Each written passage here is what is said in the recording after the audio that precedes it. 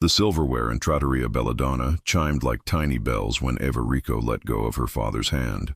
She didn't run far, just 3 quick steps across tile warmed by the kitchen's ovens, straight to the waitress with the kind eyes. She wrapped both arms around the woman's legs and pressed her cheek to black apron cloth that smelled faintly of flour and orange zest.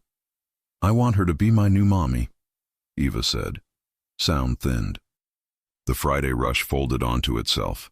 Forks hovered midair. Waiters froze. A violin on the speaker crackled to a hush. Near the door, 2 men in charcoal suits felt their jacket hems, ready to reveal metal if the boss moved wrong.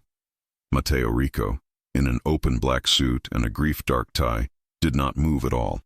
He tilted his head as if the ceiling had spoken. The city that always obeyed his commands, the docks, the clubs, the warehouse teeth, had never given him this. His daughter's voice, clear and small, carrying a wish he did not know how to answer. The waitress didn't startle. She bent easily, meeting the child at eye level. Her name tag read Liz in all caps, a neat, unafraid handwriting. Up close, she had the kind of beauty that didn't insist on itself. Light brown hair tugged into a no-nonsense knot, green eyes that gathered details gently, a mouth that chose kindness even when silence might be safer. "And what's your name?" she asked softly, like a secret. Eva's fingers curled tighter. "Eva," she whispered. Then, in careful syllables, "Per favor, gelato." 1,000 things could have happened. The wrong smile, the wrong pity, the wrong fear when the room realized whose child had just claimed a stranger. Instead, Liz answered in warm, clean Italian, the kind that smells like basil and Sunday and a home you miss before you leave it. "Gelato is for brave girls after dinner." "Are you brave?" Eva nodded, solemn as an oath. Something in Matteo's chest gave. He felt it like a stitch ripped from too tight fabric, air pushing where it hadn't been allowed. "Signore?" A maitre d' with trembling hands gestured them to a corner banquette. Good sight lines, twin exits, nothing to the back but a brick wall. The Rico bodyguards, stone-jawed, recalculated the room, the angles, the laugh that had become a threat because it had come from a child who rarely laughed. Matteo's voice, when it came, was coal and velvet. "We'll stay." Liz took 2 menus, then hesitated. Her eyes flicked to the guards, then to Matteo's cuff, hand-stitched, expensive, the kind of detail a man wore when he didn't apologize for being in charge. The room's tension pulsed like a second heartbeat. Still, she smiled, as if the only thing that mattered was whether a little girl would feel safe tonight. "Welcome," she said, placing water like a ceremony. "We have a special on orecchietta with sausage and broccoli rabe, and chef made fresh orange ricotta cake. But I can also make a very serious bowl of plain spaghetti for very serious princesses." "Serious," Eva said, matching the cadence. Her mouth almost remembered how to smile. Almost. Matteo said, "Osso buco," without looking at the menu. When his gaze found Liz again, it carried a history no menu could translate. And for her, bring what you would feed a daughter. Their eyes held a fraction too long. She didn't flinch. She didn't look away to see who else was watching. "Right away," Liz said. He told himself he watched because it was his nature. The boss watched. He learned the rhythm of rooms. He measured loyalty by how a man set down his glass and by how a woman lied about not being afraid. But it wasn't that. Not only that. Liz moved like an apology to a hard world. When a couple argued too loudly by the bar, she refilled their water and set down a dish of olives like a peace offering.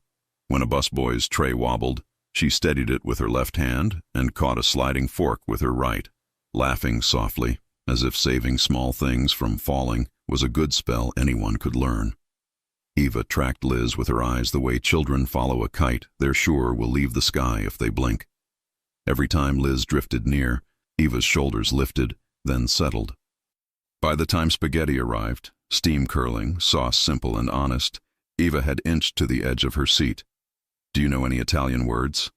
Liz asked her, conspiratorial. "Stella," Eva said, like the song. Liz's heart showed itself there, an open thing that didn't panic at tender sentences. Then you must be a star, she whispered.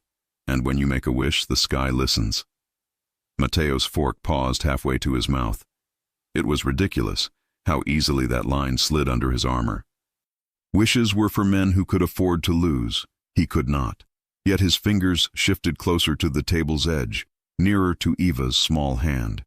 He hadn't wanted dessert in a year. Now the whole night tasted like sugar he'd sworn off. Across the street, a shutter snicked. A camera, quick, practiced. Dario, the younger of his shadows, caught the flash in the window's reflection and touched his earpiece. Mateo did not look. He chewed osso buco like a man who could devote his attention to lamb marrow while memorizing the gait of a man in a gray hoodie who had just turned up mulberry without hurry. "Do you sing the Star Song?" Liz asked. Eva glanced at her father. "Go on," Mateo said, softer than he recognized. Liz hummed first, quietly, inviting rather than performing. Eva's lips shaped the melody, hesitant, then braver, voice thin but true, weaving through the restaurant's hum like a silver thread. A table of old men near the kitchen fell quiet mid-card game. Someone in the back blessed themselves without thinking. When the last note trembled into silence, Eva looked up, almost shy. "Gelato now?" Liz bowed. As promised. She brought a small bowl with a candle. "For bravery," she said. "You may make a wish if your father agrees." Mateo's throat had complicated itself into a knot he would not explain to any man. "Make it," he said. Eva closed her eyes. Her lashes, dark and fragile, kissed her cheeks. Mateo used to watch his late wife blow out birthday candles with that same half-smile. He looked at the candle as if it had the nerve to stand in his house and remind him what his hands hadn't been able to protect. Eva blew. Smoke curled up like the city exhaling. "What did you wish?" Liz asked, breaking the tension the way good people do, with gentle hands and a door propped open to air. Eva leaned in until her hair brushed the table. "For angels to find us," she confided. Then, louder, like a declaration, "and for you to come again." Liz's laugh was small and stunned. She folded her order pad into her apron, buying herself a second to feel it without falling in. "I work most nights," she said carefully. "But I don't—" "She means," Mateo said. "Will you visit?" Liz looked at him. It took courage to do that in his city, in his corner, under the gaze of men who carried violence as naturally as they carried their wallets. "I don't do visits," she said. "I don't blur lines with customers, especially not at night." He almost respected that more than the gelato and the song and the candle. "Daytime," he said. "My aunt will be there. The child has lost enough." Liz's eyes softened, then sharpened. "I'm here for her," she said, and he heard the boundary click into place. "If I come, it's for her." "Of course," Mateo said, and he meant it. The lie was that he didn't also want something for himself. Not a body. He could buy those. But the calm at Liz's shoulders, the way rooms exhaled when she set down a plate like a promise. The check came. He put down cash. Too much on purpose to watch what she did. She counted, plucked 2 bills, and tucked them under the leather folder, leaving the rest. "You overpaid," she said. His mouth tilted. "Consider it hazard pay." "For what hazard?" she asked, genuinely curious. "For making my daughter laugh," he said, because the truth felt like blasphemy said aloud. Her smile didn't widen with the money. It warmed at the honesty. "Then let me owe you change," she said.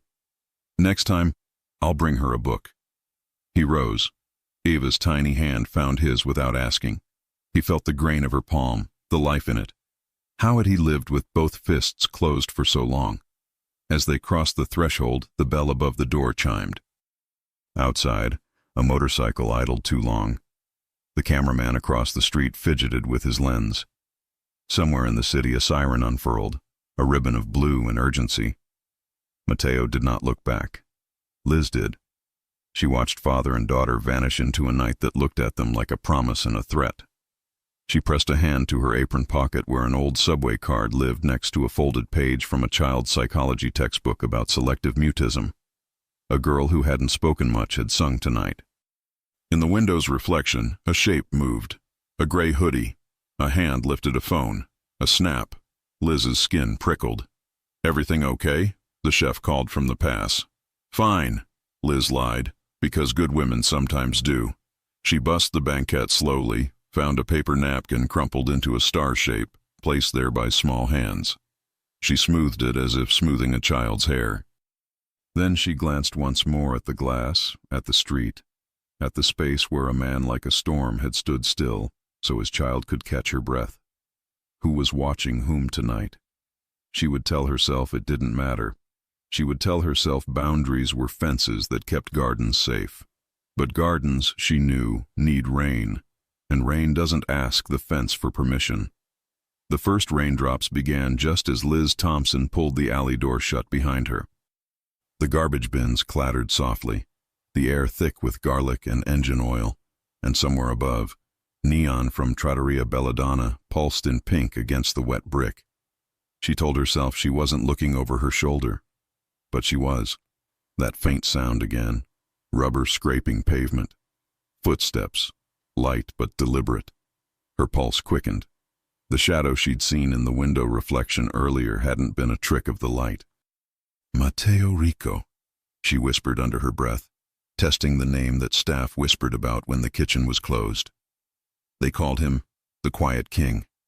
Some said he owned half the city. Others said he owned the silence people feared most.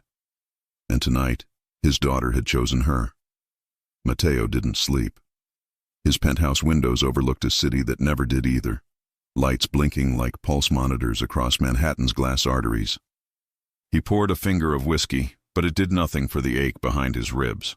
Down the hall, Eva slept clutching the paper napkin star Liz had folded for her. The girl hadn't let go of it all night. He told himself that was good. Progress.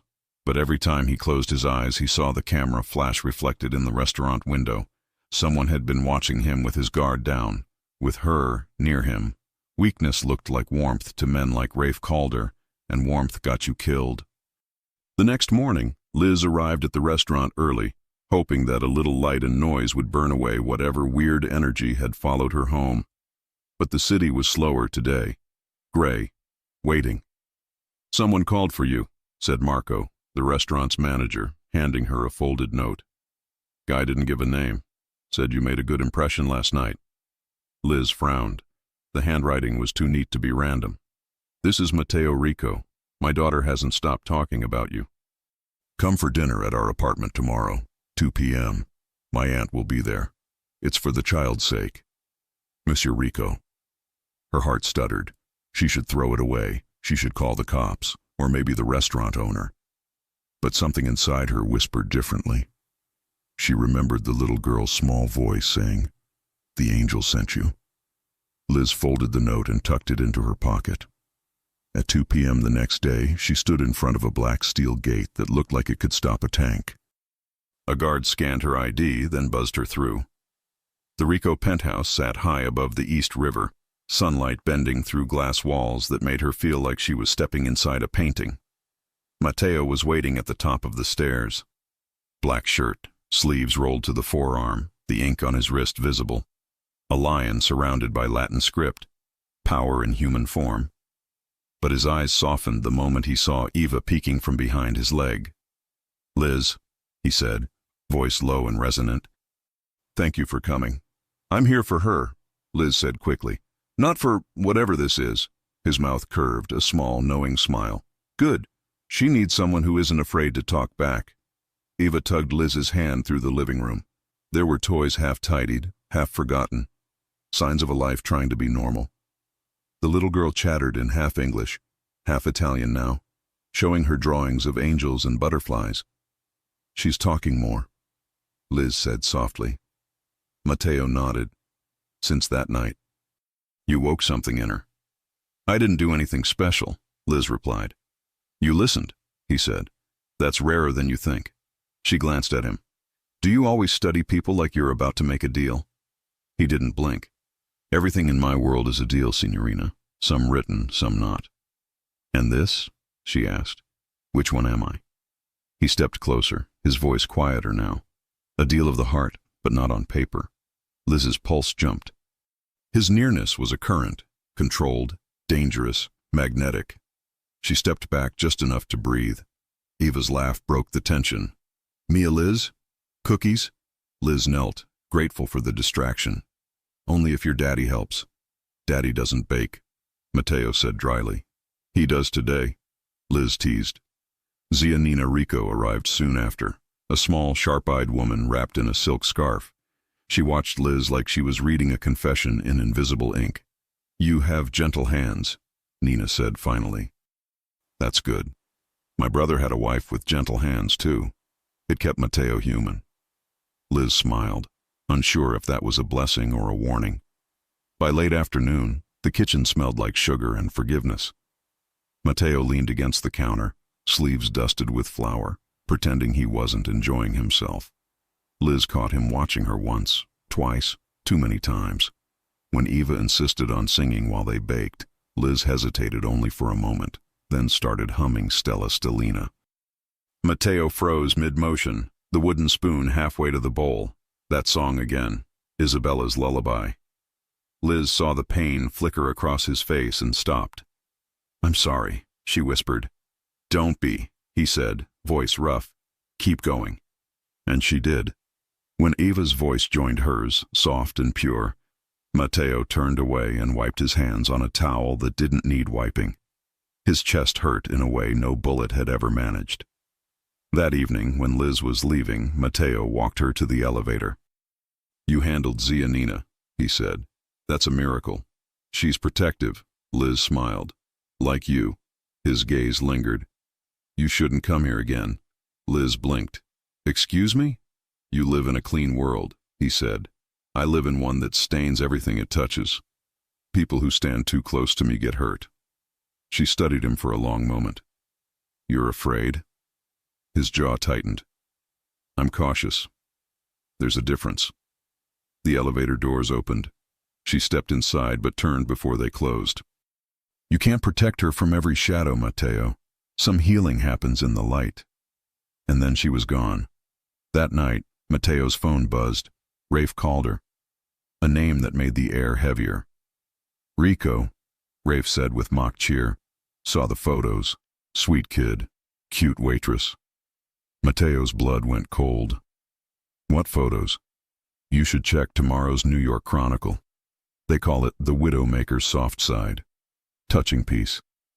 Maybe you're going public. Or maybe someone wants to remind you what happens when the king gets sentimental." Mateo's glass shattered in his hand. The headline the next morning made him see red. Mafia boss's little princess finds hope in diner waitress. A grainy photo showed Liz kneeling by Eva, the girl smiling, candle between them. A second photo, Mateo watching from the shadows, expression unreadable. He dialed Dario. Find the photographer, then find who paid him. "Already on it, boss," Dario said. "We traced it back to Calder's men." "Handle it quietly," Mateo ordered. But even as he said it, he knew quietly wasn't how this would end. Liz arrived at the restaurant to find 2 black cars idling across the street. She didn't notice the man in the gray hoodie watching from a diner booth nearby, snapping another photo. When she stepped inside, Marco handed her the newspaper. "You're famous." Her stomach dropped. "Oh my God." She read the caption aloud under her breath. "Single waitress brings warmth to mobster's family. Mateo Rico, Mafia boss, father, widower, monster." Her hands trembled. That night her phone rang, a deep voice, calm and unmistakable. "Liz, don't panic, you're safe. But from now on, you don't walk home alone." "Mateo? I'm sending a car. You're under my protection." "Protection?" she repeated, incredulous. "From who?" "From me," he said quietly. "From what being near me will cost you." The line went dead. She didn't see him again for 3 days, not until a black SUV pulled up outside the restaurant just after closing. "Get in," Mateo said through the open window. Liz crossed her arms. "You can't keep appearing like this. People will talk." "They already are," he replied. "And I don't care. My enemies do." "Then let me go," she said. He leaned out, eyes dark with something between fury and fear. "You think I could after my daughter asked for you in her sleep?" Her heart faltered. "What?" "She said your name last night," Matteo murmured. First time she's spoken in her dreams since her mother died. For a long moment, neither moved. The city pulsed around them, loud and alive. Finally, Liz opened the door and slid in. "Just to make sure she's okay," she said softly. Matteo nodded, but his expression told a different story. When they reached the penthouse, Eva ran straight into Liz's arms, sleepy and smiling. Matteo stood in the doorway, watching, silent. After Eva was tucked in, Liz turned to leave, but Matteo caught her wrist. Not rough, not gentle, just real. "You changed everything," he said. "Maybe that's not a bad thing. It is when change gets people killed." "Then teach me your world," she challenged, "so I know what I'm risking." He stepped closer, his breath warm against her ear. "You don't belong in it, Liz." "Then maybe your world should change," she whispered. For the first time in years, Matteo Rico laughed, quiet, disbelieving. It wasn't a sound of amusement. It was the sound of a man realizing he'd already lost the battle he hadn't meant to start. Outside, unseen, the gray-hooded man sent another photo to his employer. Subject confirmed. Waitress seen entering Rico residence again. Seconds later, a reply pinged back. "Good. Tell Rafe Calder she's his leverage now." New York looked peaceful from above, but Matteo Rico knew better. Peace was just camouflage for the next storm. 3 days had passed since the attack in Liz's apartment. Since then, she and Eva had lived inside Matteo's penthouse, a glass fortress with hidden cameras and guards that changed shifts like clockwork. It was supposed to be protection, but sometimes safety felt more like a cage. Every morning, Matteo would sit across from Liz at the long marble table while Eva colored between them. He'd pretend to read the newspaper, but his eyes kept finding her. The way she tied her hair, the way she laughed softly at Eva's questions, the way her presence seemed to shrink the ghosts in the room. Liz noticed. "You stare like you're searching for something that isn't there," she said once. He didn't deny it. "Maybe I am." She smiled faintly. "Or maybe you're afraid it's already here." Matteo didn't answer. The truth was worse than either, because what he was afraid of wasn't the danger outside, but how alive he felt when she was near. Zia Nina arrived that afternoon, carrying both biscotti and opinions. "You're rebuilding the house," she told Matteo. "You just don't realize it yet." Then she turned to Liz. "You have the hands of someone who heals people without medicine. Keep using them." Liz blushed. "I just talked to her, that's all." "Talking is medicine," Nina said simply. Eva ran in holding a drawing, 3 figures under a big yellow sun. "That's Mommy in heaven," she explained, pointing to the angel. "That's Daddy, and that's Liz." Liz froze. Matteo's throat tightened. He couldn't remember the last time Eva had drawn him smiling. Later that night, Detective Mara Cole arrived unannounced, trench coat, tired eyes, and a tone that didn't bother with small talk.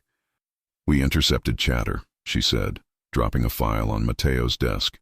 "Rafe Calder's losing patience. The photos worked. He thinks you're soft now. He's planning something big." "What kind of something?" Matteo asked. "Leverage," Mara said. "And he knows where to find it." Her gaze flicked toward Liz. "You need to get her and the kid out of the city." Liz crossed her arms. "I'm standing right here." Mara looked impressed. "So you've got a backbone. Good. You'll need it." She handed Liz a small black device. "One press. I'll be here in 5 minutes. Use it if you smell trouble." Matteo frowned. "She won't need it." "She will," Mara replied. "You just don't know when." Then she was gone, leaving silence that tasted like gunpowder. That night, Eva begged Liz for a bedtime story. Matteo listened from the doorway as Liz improvised one about a lonely lion who found a girl brave enough to look him in the eye. When Eva finally fell asleep, Matteo said quietly, "You shouldn't tell her stories about lions." Liz smiled. "Then maybe lions should stop pretending they're monsters." He looked away. "Monsters don't get to choose who they hurt, and fathers don't get to stop loving." she whispered back. Something in his chest cracked open at that. A small, dangerous fracture. The next morning, Liz found a folded note on the kitchen counter. Don't go anywhere today. Someone's watching the building. She didn't need to ask who it came from. The handwriting was Mateo's, sharp, exact, a man used to leaving orders, not reasons. She tried to act normal, helping Eva with her breakfast, but her hands shook when she poured the milk. Daddy says you're nervous, Eva said, matter of fact. Liz smiled weakly. Daddy sees too much. Only when it's about people he cares about, Eva replied, and Liz froze at how simply the child spoke the truth. By afternoon, the tension in the penthouse had thickened like fog. Mateo's men came and went in silence, eyes scanning windows and shadows.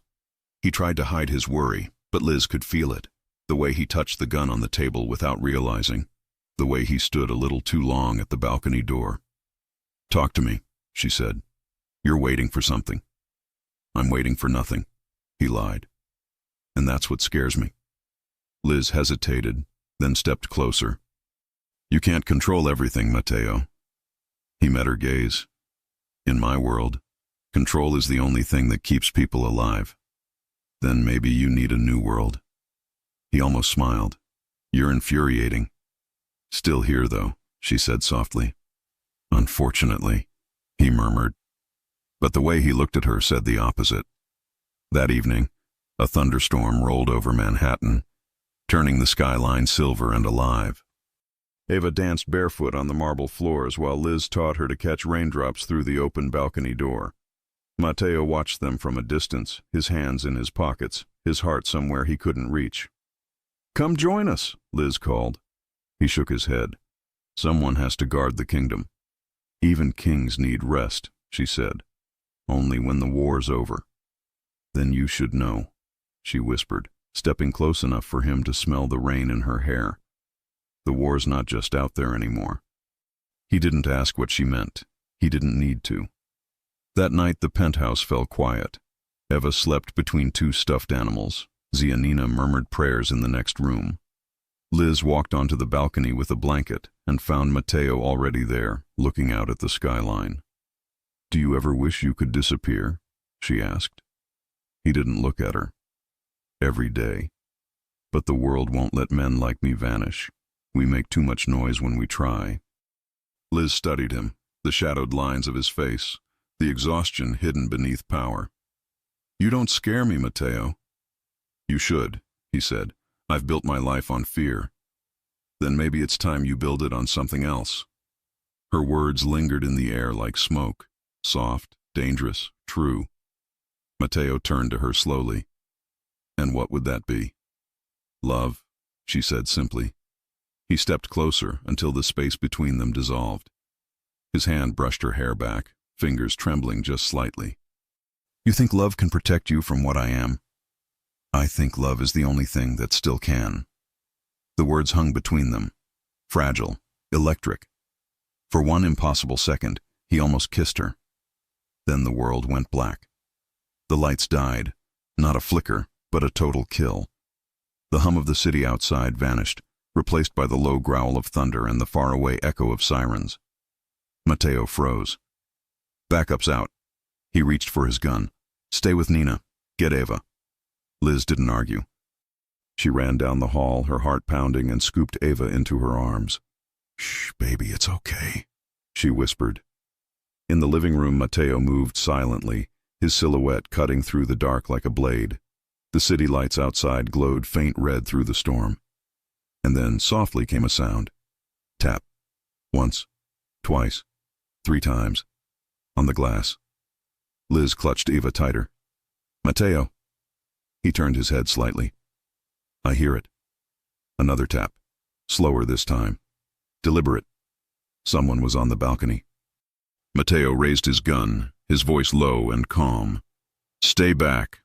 Lightning flashed, just enough to catch the shape of a man outside, half hidden behind the glass. Then came the whisper through the storm. Tell the king his crown's slipping. The window cracked, a spiderweb bloom of impact, and the storm swallowed the sound. Mateo stepped forward, finger on the trigger. Behind him, Liz held Eva, whispering prayers she didn't remember learning. The city had gone dark. The war had come home. And in that silence, the Mafia boss who'd sworn never to feel again finally understood the cost of loving someone he couldn't afford to lose. Thunder rolled over Manhattan, shaking the glass walls of the Rico penthouse. The city below flickered in and out of light like a heartbeat fading. Mateo Rico moved through the darkness with the precision of a man who had lived his whole life on the edge of ambush. The gun in his hand was steady. His pulse wasn't. "Stay in Ava's room," he ordered. His voice was low, controlled, the kind that made people obey without asking why. But Liz Thompson didn't move. If someone's out there, you can't face them alone. I've faced worse. Not when someone else's life depends on it, she said, clutching Eva against her chest. Mateo's jaw tightened. There it was again. The thing that both terrified and thrilled him. She didn't cower. She stood up to him. And for a man used to obedience, that kind of courage was almost too intimate. He looked at her for one long second before whispering, "Lock the door." "That's an order." Then he was gone. The wind screamed against the windows as he stepped onto the balcony. Lightning flashed, revealing a silhouette crouched near the far railing. The man lifted something, not a gun, but a small metal device with a blinking red light. "Bomb!" Mateo hissed, diving forward. He ripped the detonator from the intruder's hand just as the man lunged. They crashed against the railing, metal groaning under the weight. The intruder was skilled, quick, silent, trained. But Mateo was faster. He twisted the man's wrist until the bone cracked, disarmed him, and slammed him into the concrete. "Who sent you?" Mateo growled. The man spat blood, grinning through broken teeth. "Rafe sends his regards." Before Mateo could strike again, the intruder's earpiece crackled. "Plan B, now." Then the man smiled and rolled backward off the balcony. Mateo rushed to the edge, but it was too late. The man had vanished into the storm below. He turned back inside, his pulse pounding. The device in his hand wasn't a bomb. It was a tracker, which meant the real attack wasn't here. It was somewhere else. And then he heard it, the faint creak of a door. Eva's door. "Liz!" he called out, sprinting down the hall. The room was empty. The windows shattered inward, the curtains flapping wildly in the wind. Glass glittered across the floor like spilled diamonds. Mateo's stomach dropped. "No!" He ran to the balcony, eyes scanning the rooftops below, and there, half a block away, a black van sped into the night, tires slicing through puddles. "Dario!" he barked into his comm. "They've got them! Move now!" Sirens erupted across the city as the Rico network mobilized, cars screeching through red lights, radios crackling with orders. But Mateo didn't wait for backup. He jumped into his own car and hit the gas. Inside the van, Liz fought like hell. Her wrists were tied, her cheek bruised, but her eyes burned with fury. "Let her go!" she screamed, twisting against the seatbelt as Eva sobbed beside her. The man in the front laughed. "Orders were clear. The kid's the bonus. You're the message." Liz lunged, teeth bared, kicking the man in the ribs hard enough to make him curse. "Tell your boss he should have picked an easier target." "Lady, you don't even know who you're dealing with." "I do now," she said coldly, "and he's about to regret it." The driver snorted, right before a black Maserati slammed into the van's side at full speed. The impact was deafening. Metal shrieked. The van spun, tires screeching across wet asphalt, then crashed into a lamppost. Smoke poured from the hood. Before Liz could even process it, the driver's side door ripped open. Mateo appeared through the haze like a nightmare made of thunder and rage. He pulled the first man out by the collar and threw him onto the street. The second tried to raise a weapon, but Mateo's bullet shattered the window before he could blink. "Don't look," Mateo said as he opened the van door. His voice was rough, shaking. "I've got you." Liz's hands trembled as he cut the zip ties. "You came for us. Always." He lifted Ava first, tucking the child against his chest. "It's over," he whispered, though his eyes said it wasn't. He turned to Liz, brushing glass from her hair. "You okay?" "I will be," she said. "But you... don't worry about me." "Too late," she murmured. By the time Dario's team arrived, the streets were chaos. Sirens, flashing lights, reporters already circling like vultures. Mateo handed Ava to Nina's waiting arms and turned to Liz, his shirt soaked from rain and blood. "You shouldn't have been there," he said quietly. "You mean in your life?" "In my world," he corrected. She met his gaze without fear. "You can build all the walls you want, Mateo, but they won't stop me from standing beside you." He stared at her for a long moment. This woman who'd turned his carefully structured universe into something raw and unpredictable. Then he said the one thing he hadn't said in years. "I was afraid. Of losing control." "No," he said softly. "Of losing you." Liz's eyes glistened. She stepped closer, close enough to feel his breath. "Then stop pushing me away." Mateo's hands hovered near her face, hesitant, trembling. "If I touch you, there's no going back." "Good," she whispered, "because I don't want to." His control snapped. He kissed her, deep, desperate, rain mixing with the salt of her tears. For a moment, the world disappeared. No Mafia, no danger, just two broken souls trying to remember what love felt like when it wasn't forbidden.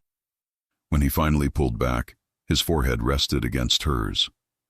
"You have no idea what you've started." "Then you'd better be ready to finish it," she said. That night, back in the penthouse, the aftermath settled like smoke. Ava slept safely under Nina's watch. Mateo and Liz sat in silence by the fire, the rain still whispering against the glass. "You should go," he said at last, "before this gets worse." Liz turned toward him. "It already did, and I'm still here." He gave a small, pained smile. "You don't understand. If they couldn't break me by killing my wife, they'll try again with you." "Then we fight," she said simply. "Together." Mateo exhaled, eyes tracing her face like he was memorizing it in case the world took her away. "You don't even flinch when I say things like that." "Why?" "Because I stopped being afraid the night you saved us," she said. "And because I finally understand why Eva smiles again. You make her feel safe.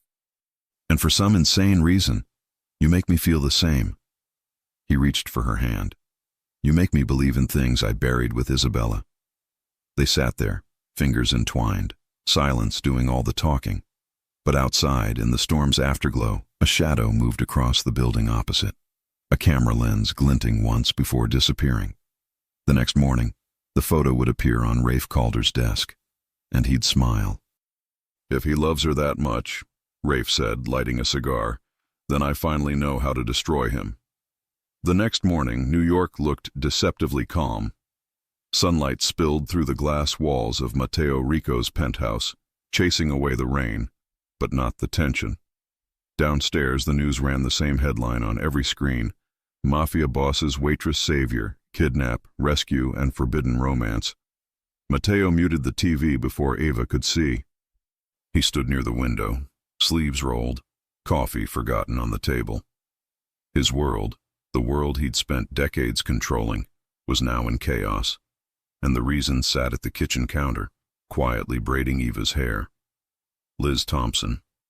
Her wrists were still bruised from the night before, her lips slightly cut, but she smiled through it. Calm, strong, stubborn. "She shouldn't be on the news," she said softly. Mateo's jaw flexed. "You shouldn't be anywhere near me." "Too late," she replied. "We're past that." He turned to her, eyes shadowed. "You don't understand what happens next." "Yes, I do," she said. "You think love makes you weak, but maybe it's the only thing that's keeping you human." He didn't respond, but when she reached for his hand, he didn't pull away. That afternoon, Rafe Calder sat in a leather chair across town, watching the same broadcast. He smirked. "Public sympathy," he muttered. "He's turning into a hero. Can't have that." "Orders, boss?" his lieutenant asked. Rafe blew smoke toward the window. "No more violence for now. We'll use words. Fear spreads faster when it looks like truth." He held up a phone. On the screen, a photo of Liz, laughing beside Ava. "Let's ruin her before we kill her," he said. "Make the world believe she wanted this." At the penthouse, Mateo's men intercepted the first attack. Not with guns, but with headlines. Fake stories appeared online within hours. Waitress exposed as undercover informant. Rico boss falls for FBI mole. Liz's phone buzzed non-stop. Threats, lies, poison. Mateo slammed his fist against the wall hard enough to leave a crack. "He's not after me anymore," he said. "He's after your name." Liz's voice shook. "Then use it. Prove him wrong." Mateo looked at her, torn between fury and admiration. "You're asking me to go public? You already are," she said. "The only question is, will you let him write the ending, or will you?" Her words hit him harder than bullets. That night, Mateo gathered his men. Dario, stoic and loyal, spoke first. "Boss, Rafe's bleeding resources. His docks are compromised. He's desperate." "Desperate men are dangerous," Mateo replied. "Then hit him first," Dario said. "End this." Mateo shook his head. "We end it clean. I won't build peace on more graves." Zianina, who had been silent until then, crossed herself. "Your father would have been proud," she said quietly. Mateo almost smiled. "He would have called me a fool." When night fell, Liz found Mateo on the balcony, staring at the skyline.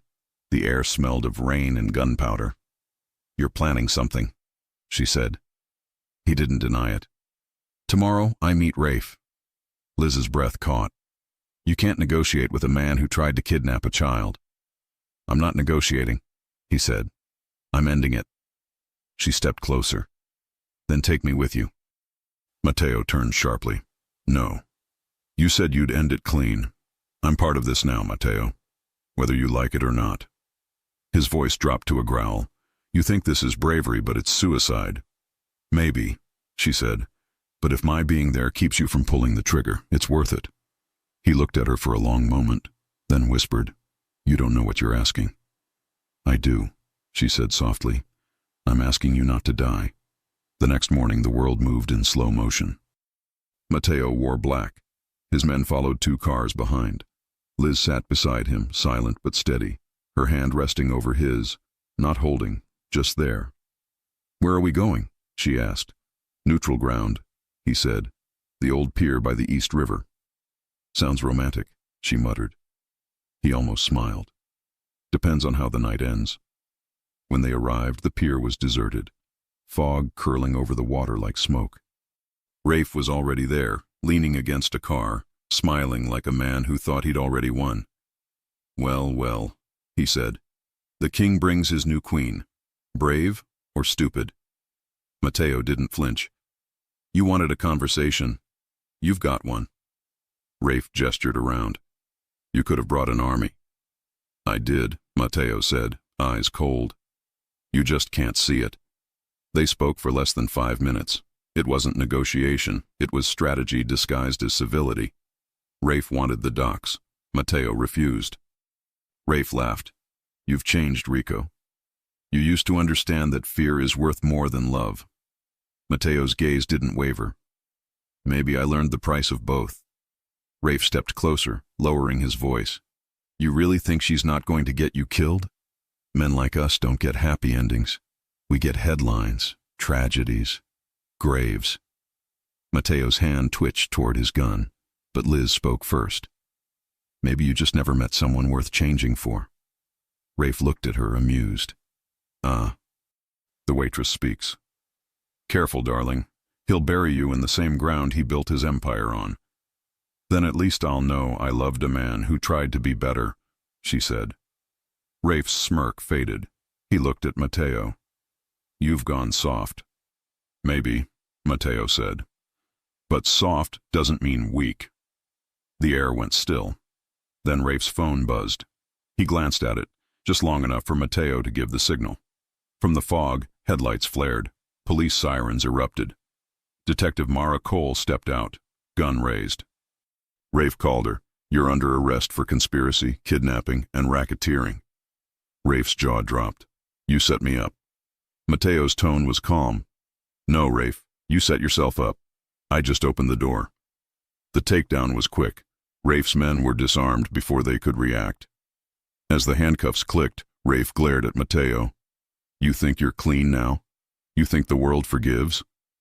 Mateo's expression was unreadable. No, but maybe my daughter will. Rafe laughed darkly as he was dragged away. You'll never be free, Rico. You don't get out. You just build prettier cages. When the noise faded and the sirens disappeared into the distance, Liz turned to Mateo. You used the law instead of a gun. He nodded once. You were right. Fear builds empires, but love builds exits. She smiled through tears.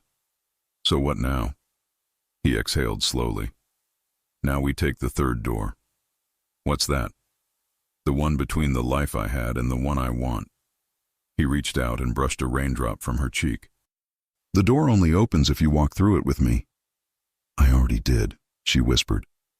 Mateo kissed her then, slow, deliberate, the kind of kiss that rewrites every scar. When they pulled apart, she said softly, What will you tell Eva? That angels don't always have wings, he said. Sometimes they wear aprons. Back at the penthouse, Zia Nina stood by the window as Mateo and Liz arrived. Eva ran to them, eyes bright. Daddy, did the bad men go away? Mateo knelt, hugging her tightly. They did, Principessa. We're safe now. Eva looked up at Liz. You stayed with us. Always, Liz said. Nina crossed herself. Then maybe the angels finally did their job. Mateo looked at the two of them. His daughter and the woman who'd saved her twice, once with courage and once with love, and felt something he hadn't felt in years. Peace. He took Liz's hand. You know, I used to think redemption was a story for other people. And now? She asked. Now I think it's our story, he said. Outside, the city pulsed, alive, dangerous, indifferent. But inside, in the quiet of the penthouse, Mateo Rico finally stopped fighting ghosts. He'd found the third door, and this time he didn't walk through it alone. Morning arrived as if the city had finally remembered how to breathe. Sun leapt off the East River and threw gold across the glass of Mateo Rico's penthouse. Somewhere below, a street violinist tuned a melody that didn't know it was about to soundtrack a promise. Inside, the quiet felt earned. Not a truce, a threshold. Liz Thompson watched the light crawl over the living room floor and thought, some days are built for beginning again. She was barefoot. Her hair was a tumble at her shoulders, clean and soft and slightly rebellious. There was flour in the kitchen from last night because Eva wanted cookies, for courage, and Zia Nina said sugar sticks better to vows than fear does. The oven had clicked warm, cinnamon and orange zest lingering like a benediction. Eva twirled across the rug in a white dress she had chosen herself, a crown of paper flowers, slightly crooked. Daddy, she announced, solemn as a judge, today we do practice wedding. Zia says practice makes forever. Mateo smiled with one half of his mouth, the way men who forgot how to do it relearn in private. He was unshaven, sleeves rolled, the black of his shirt framing the gold at his wrist and the ink at his forearm. He looked like a man who had seen the cost of love and decided to pay it anyway. Practice wedding first, he agreed, eyes finding Liz as if that were the point of the morning. Real wedding next. Real? Liz asked, heartbeat skipping. They had said soon last night. They had said after the dust.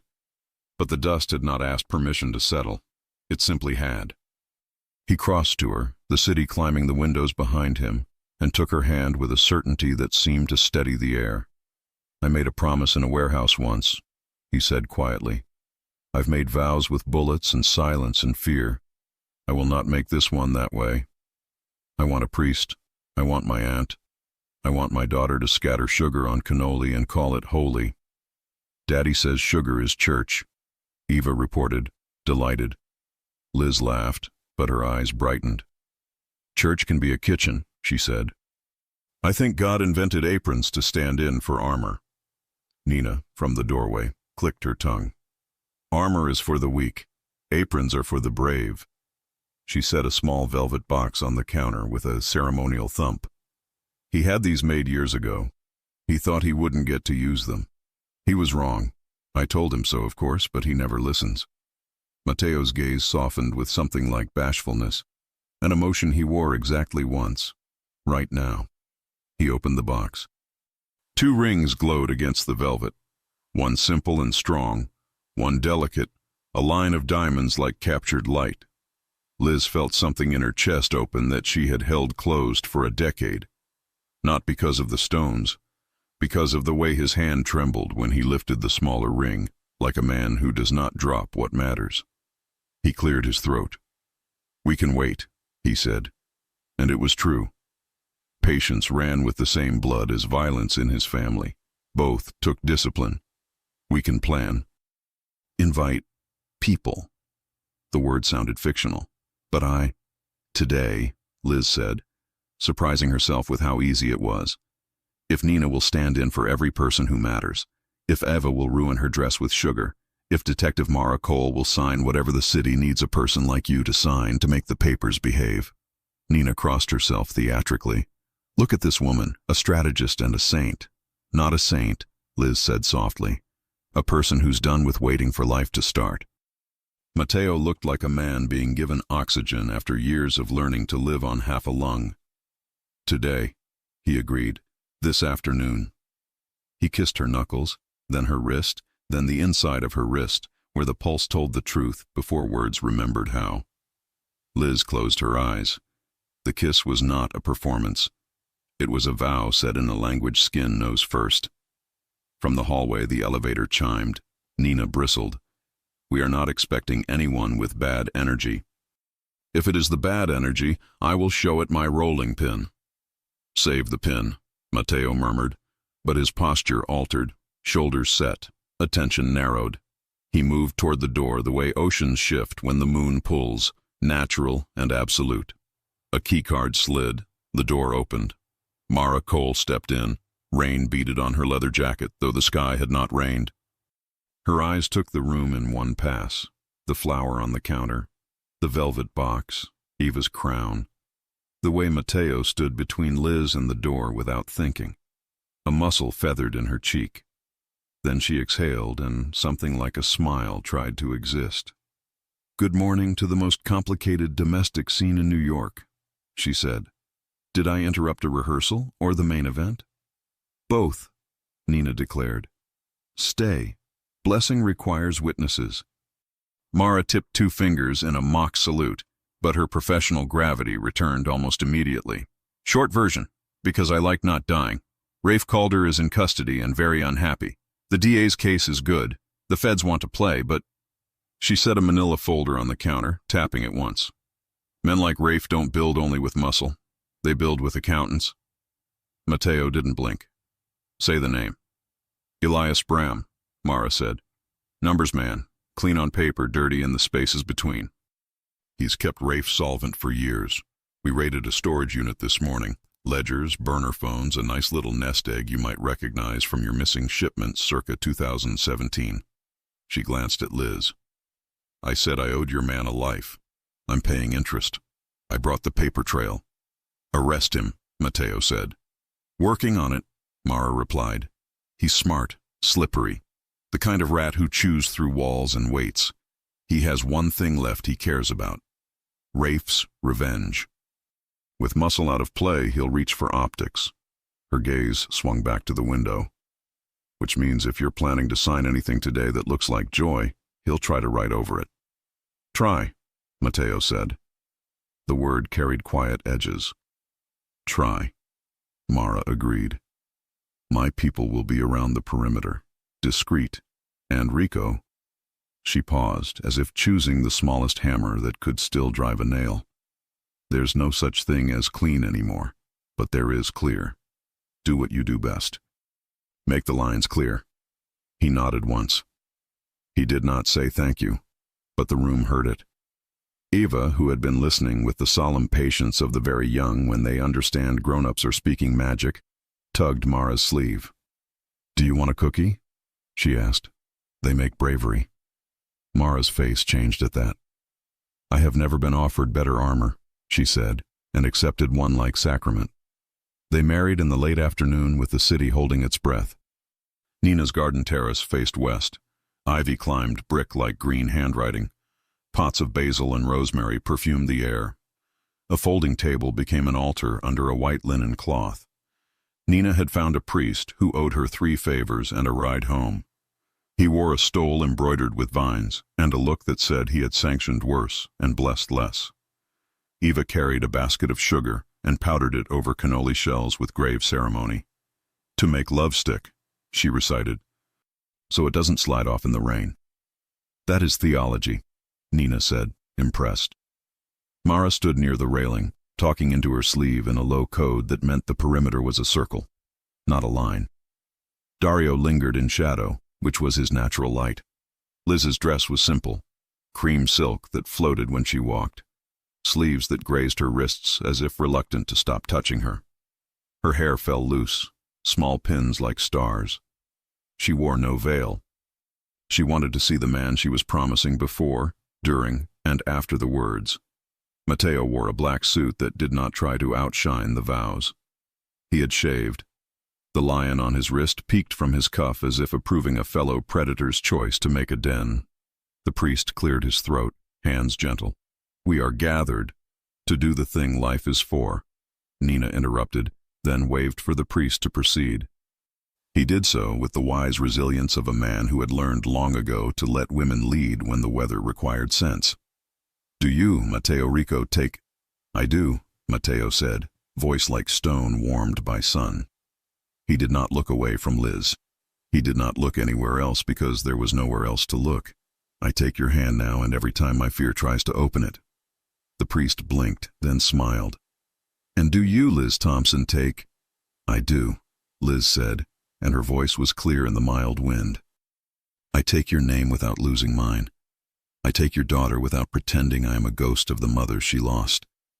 I take your life with both hands, and I won't let it turn into the thing you were before love found you."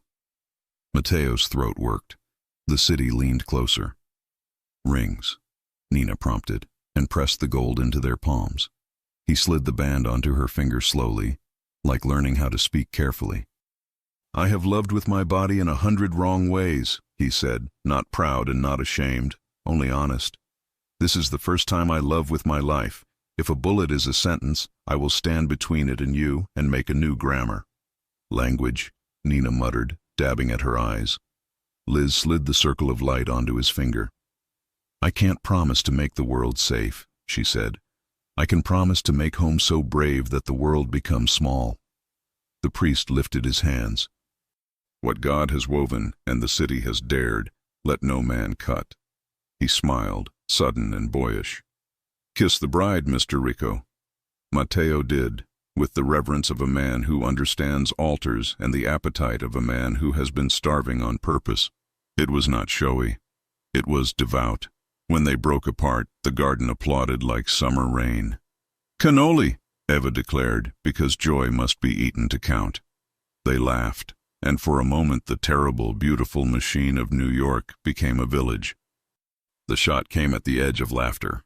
Small sound, razor edge, the kind of crack only ears that had learned the alphabet of violence could read instantly. Mara's "down" split the air. Dario moved before the echo faded. Matteo's body cut to angle, pivot, cover. Nina grabbed Eva with a speed that suggested she had been quick all her life, even before children taught her to be quicker. Liz did not freeze. She did not scream.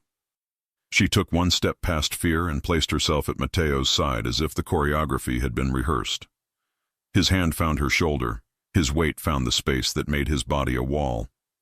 "Inside," he said, low and lethal calm. The second shot spidered glass. A pot of basil exploded green. The priest ducked behind the altar with the practical piety of a man who had blessed men at war and knew the drill. "Rooftop across," Mara snapped, already moving. "Southeast corner, HVAC bay." "Bram," Matteo said, and it was not a question. Mara's eyes cut to him for a fraction. "Yes." Time slowed. If you listened, you could hear the city's pulse under the panic, a bass line old as brick. "Eva," Liz said softly, kneeling, face level with the child. "Want to do something only the bravest princess can do?" Eva's eyes were enormous. She nodded. "Take Zia's hand and crawl under the big table. Count the sugar pieces. Don't stop until I say starlight. Can you?" Another nod. Starlight, Eva whispered, rehearsing. Good girl. Go. Nina hissed in prayer and strategy simultaneously, corralling child and priest and turning furniture into fortress. Mateo's hand tightened. Liz, I know, she said. Inside. But she didn't move yet, not away from him. She pressed both palms to his chest, over his heart, over the weight he carried, and looked up, steady and bright. You do what you must. I will not be the reason you hesitate. Not possible, he answered, which meant you are why I live at all. He brushed his mouth to her forehead, fast, like signing a document he had already memorized. Inside. She ran, low and clean, into the apartment's shadow. Mara and 2 uniforms flowed past her, a river of trained motion. Dario took the stairwell 2 at a time with a suppressed fury that sounded like footsteps. Mateo advanced to the terrace edge. He moved differently than the men Mara commanded. Quieter, older school, a geometry of angles that made him hard to see until it was too late. He counted windows, reflections, air. He listened for the breath a shooter holds, the small inhale a man takes before deciding he can end someone else's story from far away. 3 floors across, a glint, a muzzle-kissing shadow. Mateo stepped into the open on purpose. Rico! Mara barked from the other edge. Don't! The 3rd shot cracked. Mateo was already moving, twist and drop, roll to rail. Not clean. He felt the hot slap graze his shoulder, heat and wet, and the electric sting that says you are still here but not by much. He welcomed the pain. Pain focuses. Pain writes the sentence in the language he speaks when the city forgets who taught it grammar. He sighted, breathed, in, out. He didn't need to kill. He needed to stop. Clear, not clean. Hands where I can see them. Mara's voice boomed from a bullhorn now trained by a woman who understood theater when it kept blood in veins. Sirens began to breed in the distance. The rooftop's metal flashed again. The figure crouched, deciding. A second glint cut the angle from below. Dario, the shadow with a purpose. A thud, a curse. The sound of certainty leaving a man's body. Don't shoot, came Mara's command to the uniforms, sharp enough to herd lions. He falls, he dies. We want the ledger to talk. 2 minutes later, that felt like 20. Elias Bram emerged from behind the HVAC. Hands lifted shakily, face washed pale. Thin mouth twisted with a man's conviction that numbers outrank people. A detective cuffed him. Dario relieved him of the rifle with the quiet disdain reserved for men who outsource courage to distance. Why today? Mara asked, towing a bullet casing toward a bag with her boot. Bram smiled a little because some men think they're clever when they are merely cruel. Because joy photographs better, because grief blurs, because he should have had to choose between the kiss and the bullet. You don't get to write that story, Mara said. Not anymore. They frog-marched him down into a city suddenly interested in what justice might look like with a face. Across the terrace, Nina's head popped above the altar. Is it done? She demanded. Done enough, Mara answered. For today. Mateo exhaled, the breath unwinding from a place he had learned to knot. The grays bled through his suit, a crimson punctuation. He looked at it like a man checking a watch. Then he looked past it to the doorway where Liz stood, braced against the frame, eyes wet, and not from fear. She crossed to him without hesitating and pressed her palm to his wound like prayer. He caught her wrist gently. It's nothing. It is not nothing, she said, voice soft with a controlled fury that was more intimate than panic. It is the last time our joy is interrupted by a man who mistakes accounting for power. That sounds like a vow, he said, mouth trying not to smile. It is, she said. Add it to the list. He kissed her, quick and laughing, then winced because laughing moved the wrong muscle. She made a noise between tenderness and reprimand and steered him toward the kitchen island, because sanctuaries come in marble and cinnamon too. Eva emerged on sturdy knees, sugar dust in her hair, face bright with the thrill of following orders under fire. Starlight? She asked. Starlight, Liz said, and caught the child in an embrace that tasted like salt and relief and sugar. The priest stood, dusting cannoli crumbs from his stole. "In my professional opinion," he declared, "your marriage is valid under God, city, and what we call in canon law, whenever New York tries to interfere." Nina dabbed her eyes and then flicked her wrist like she was shooing away flies. "We finish the cannoli," she ordered. "Bravery requires sugar." They did. You cannot pause forever when the world tries to make you a statue. You must eat and bleed and kiss and sign and laugh. The wound was cleaned. The suit jacket surrendered. Gauze appeared, Nina naturally. Mara took statements in the shorthand of a woman who keeps her reports human. Dario poured espresso with the resignation of a man who has never won an argument with Nina and never will. When the adrenaline thinned, quiet returned, this time with chairs. They sat. The city resumed its song at a lower volume. Mara zipped her notebook. "Bram will talk," she said. "Men like him fear prison more than bullets. Rafe's web will show its strands." She looked at Matteo, then at Liz. "I can't promise a clean end, but I can see a clear one from here." "Thank you," Liz said. Mara shook her head. "Don't thank me. Keep doing this." She gestured, a wide arc that included sugar, rings, a bandage, a child, a priest, a lion under a cuff. "It reminds my side what we're trying to protect when we play at being heroes." After she left, evening began to color the windows. Nina lit candles not because they were needed, but because light should be chosen, not begged. She pulled out a small radio older than Eva and tuned until a slow Italian waltz found the room. "Dance," she commanded, like a queen ordering crops to grow. Matteo stood carefully. Liz stood with him. "You'll stain your bandage," she murmured. "I'll ruin my reputation," he countered. "Too late," she said. "I already did." They moved, not showy, not practiced. The kind of dance where you count heartbeats, not steps. The room blurred at the edges the way rooms do when a life stands up inside them and looks around, surprised to find itself invited. "You scared me," she whispered, cheek against his shoulder. "Today?" he asked. "Always," she said, and when he stiffened, she smiled against him so he could feel it.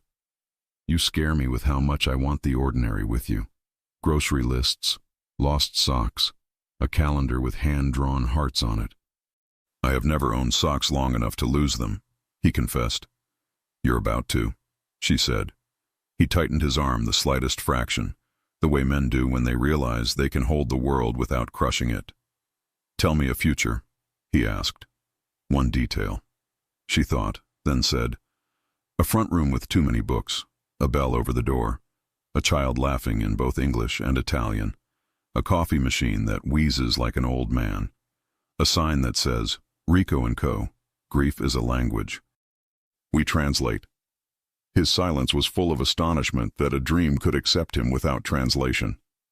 "You still want the counseling studio," he said. "Yes," she answered. "And you still want something that doesn't require you to carry a gun to feel like a man." He didn't deny it. "I want to look at my daughter and tell her that the family name means protection that doesn't require fear." "You already started," Liz said. "Today was the first piece after the last storm." "It won't be the last storm," he said. "I know," she said. "That's why we stacked sugar."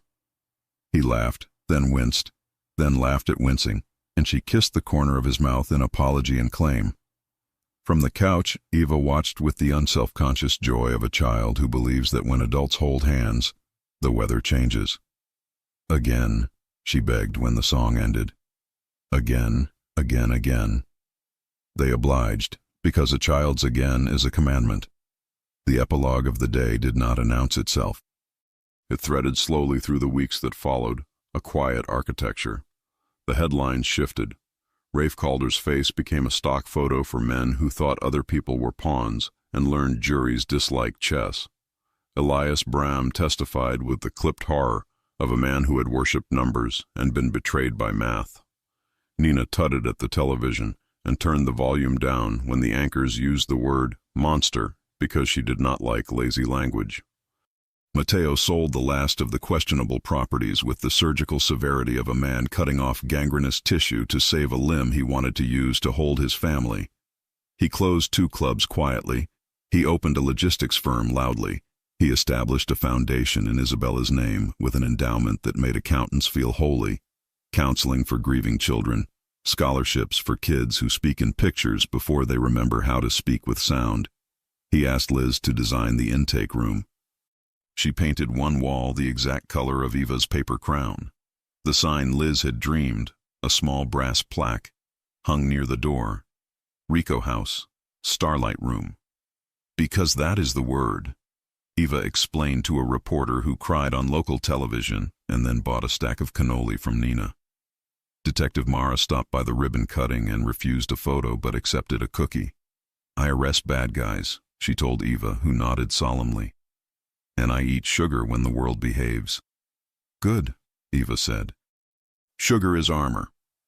Dario brought flowers he pretended were for Nina, but placed near the plaque like a soldier laying something at a monument. At night, when the city ran its loud lullaby, Matteo sometimes woke to the old panic, the one that counted exits and windows and loss. He would reach into the dark and find Liz's hand, and the counting would stop. Other nights, he would pad to Eva's doorway and stand like a guard at a bridge that no longer charged a toll. He would listen to her breathe. He would go back to bed, a man learning that sleep is not surrender, it is trust. They married again, later, bigger, church, flowers, a proper procession, and Nina wore a hat that could shade a small village. But they kept the first day as the real one. They kept the flower and the blood and the basil in a jar labeled holy. There were fights. There are always fights when 2 wild animals choose to live in a house. He was too protective. She was too brave. He said no to a television interview. She said yes to a panel about grief. He paced the lobby of the counseling studio like it was a tarmac, and her plane was overdue even when she was upstairs. They learned. That love is not a performance or a pity or a rewrite of what died. It is a room with windows you open on purpose. On a winter afternoon, snow feathering the city down to a hush, Liz found him in the kitchen making coffee badly and trying to call it good. You know there's a machine at the studio that could sue this for slander, she teased, sliding behind him, pressing a kiss under his ear. I am practicing humility, he said, dignified and lying. He turned and trapped her against the counter with the kind of gentle insistence that has nothing to prove. Or maybe I am hoping you will save me. Again. Always, she said. It had become their shortest prayer. He brushed a thumb across her cheek. You saved me before I knew I was drowning. You were teaching yourself to breathe air and water, she replied. I just offered a hand. Marry me, he said, out of habit and joy. We did, she laughed. Then marry me again, he said, because some men learn that repetition is its own devotion. She kissed him like an answer that never changes. From the doorway, Eva rolled her eyes with the dramatic flair of the child of 2 people who kiss too much. Gross, she declared, then beamed because children learn safety by watching what their parents are not afraid of. Go get your coat, Matteo told her. We're late. For what? Liz asked. Ribbon cutting at the second Starlight Room, he said. South Bronx. The waiting list is longer than Nina's patience. Nina, appearing as if summoned by the sound of her name and the promise of a fight, brandished a clipboard. We help all who come, she announced. And we do not sign autographs unless they ask for my biscotti recipe. Which you will not give, Dario said, passing through with a carton of donated toys and the look of a man who had found a second job guarding joy. I will die with my secrets, Nina vowed. Not before 100 birthdays, Liz said, kissing her cheek. They bundled into the corridor and into the elevator and into the afternoon where sirens still sang and headlines still tried, and people still forgot how to say please. But when the doors opened onto the street, someone recognized Matteo and did not flinch. They said, "Thank you." He looked like a man who had not expected that word and had no pockets ready for it. Liz squeezed his hand. He learned where to keep gratitude. In the mouth. Say it back. "Thank you," he told the woman, meaning it. At the new center, A little boy with a too big coat and a drawing of an angel that looked like a waitress handed Eva a paper crown. "For courage," he said. She crowned him instead. "For kings who share," she replied, and the boy stood taller by half an inch that you could measure with a ruler or your heart. Mara showed up late, hair frizzed by snow, paperwork in her bag, a grin threatening treason against her face. "Bram took a deal," she told Matteo sotto voce. "He'll rot in a cell that names what he did. Rafe will be a lesson in case law. She gestured. "You'll do this." "This?" Matteo echoed, looking at Liz, at Eva, at Nina arguing with a contractor about the shame of beige paint. "Yes, this." When the ribbon fell and the flashbulbs tried to steal light and failed, he bent to Liz's ear. "Tell me another future." She considered. "A night with no sirens. A morning where you burn the coffee and we don't care. A summer where Eva's hair smells like pool and sun and sugar. A long table, too many chairs, and every seat filled." He closed his eyes, opened them, let the vision write itself on the back of his lids. "I can build that," he said, "without hurting anything I love." "You already started," she answered. They walked home by a route that used to require counter-surveillance and now required only a scarf. The city did its city thing. Men selling chestnuts, a woman humming into a scarf, a boy parkouring off a bench and apologizing when he almost collided with a stroller. Life making noise. Life refusing to stand still long enough to be scared. On their block, a florist had arranged a window display in white and green and gold. Liz stopped. "Wedding colors," she murmured. "Again?" he asked, the smile in his voice making the question not a joke. "Again," she said, "as often as it takes to remind the world we chose." He linked their fingers. He did not hide the ring or the scar. He had learned that both are parts of the same grammar, what you vow and what you survive. Above them, the apartment lights were warm. Inside, the kitchen would still smell faintly of cinnamon if you listened with your nose. On the counter in a jar labeled holy, a handful of sugar waited for no reason and every reason. You never know when you'll need to stick a day together. Eva dashed ahead. "Starlight!" she called, just to hear the word run up the stairwell. "Starlight!" Liz echoed. "Starlight," Matteo said, tasting it the way men taste words they fought for and won. He unlocked the door. He let them in first.